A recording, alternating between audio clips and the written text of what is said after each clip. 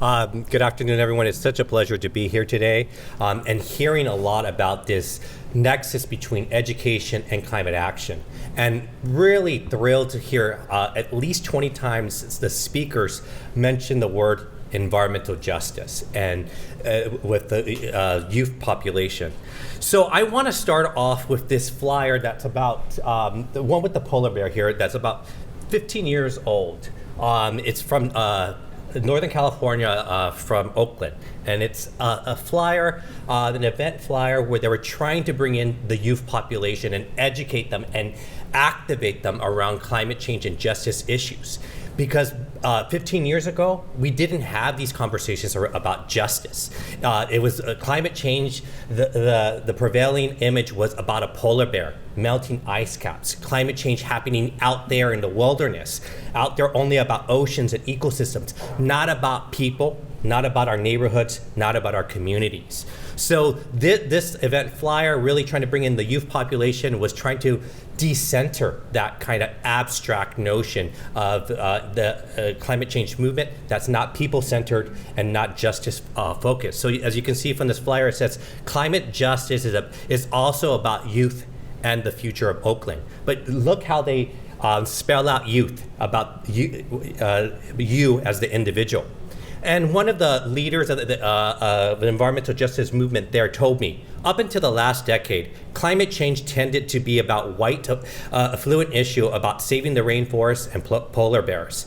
It hasn't had deep relevance for people trying every day to get by in urban centers. Most of the messages of climate change are about eliminating global greenhouse gas emissions and not about people. In California, creating these representative messages and curriculum is particularly important because we are experiencing a major climate change crisis. In the last year, millions of people have been impacted by multiple disasters: wildfires, blackouts, heat waves, drought, hazardous air quality, and of course the ever-present COVID-19 pandemic. These are all major life events. These compounding of disasters have cascading health, social, and economic impacts. And due to existing structural inequality, these impacts are disproportionately affecting low-income people of color, and really necessitates the time for action is now. And this is a cover of my book, and I have it up there not because I'm trying to hawk my book, but because that book cover was actually decided by a fifth grade classroom in Los Angeles. My sister, Margaret Mendez, is a fifth grade teacher. She's part of the new generation of educators that are having environmental sustainability curriculum. And she asked me to come and speak to her students about climate change and how is it impacting their school, primarily a low-income Latino migrant community that has freeways, other hazardous types of air quality issues. And the students picked this photo because they said it represented action, and it also represented people. They saw themselves in this photo. Again, this idea of making climate change representative to people and not making it abstract and just about wilderness out there. For the most part, environmental justice activists and as a movement here in California, the main threat from climate change is the disproportionate harm it causes to their bodies and the health of their communities. For them, climate change is not just about global greenhouse gas models. Rather, it is about fighting for the lives and livelihood and community well-being of their families and their neighborhoods. Yet in California, it is still often seen as this homogeneous entity that uniformly values environmentalism and climate action. This image universalizes the idea of climate change and detaches it from its cultural settings.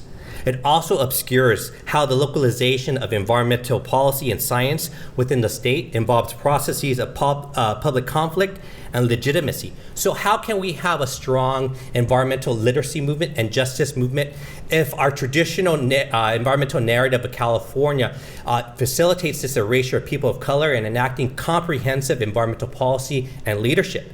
For example, in this book that's redacted, that was published by a major university press and won several awards, it describes itself as the definitive book on California's environmental history, from the establishment of Yosemite to modern climate change times. And in this 300-page book, people of color are only mentioned twice and it's very in passing. So it's this continual erasure of people of color. Therefore, my research in the book that I did, Climate Change from the Streets, I wrote it with explicit focus on people of color. My book foregrounds people, place, and power in the context of climate change and inequality.